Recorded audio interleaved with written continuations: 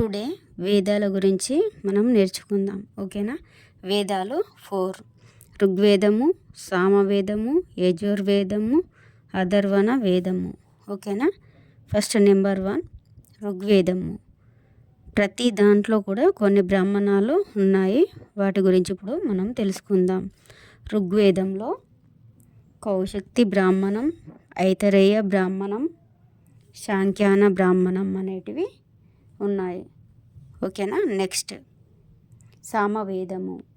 దీంట్లో పాంచవిష బ్రాహ్మణం, జమినేయ బ్రాహ్మణం మరియు చాందోగ్య ఇవి సామవేదంలో ఉన్నవి. ఓకేనా? నెక్స్ట్ యజుర్వేదము.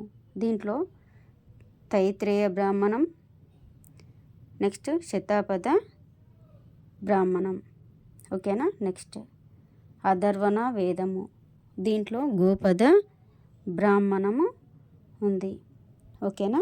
నెక్స్ట్ అతిపెద్ద బ్రాహ్మణం వీటిలలో ఏది అంటే శతాపథ బ్రాహ్మణం. మొట్టమొదటిసారి ఆంధ్రులను ప్రస్తావించిన బ్రాహ్మణం ఐతరేయ బ్రాహ్మణం. ఓకేనా? అన్ని ఇంపార్టెంట్ కరెక్ట్గా గుర్తు.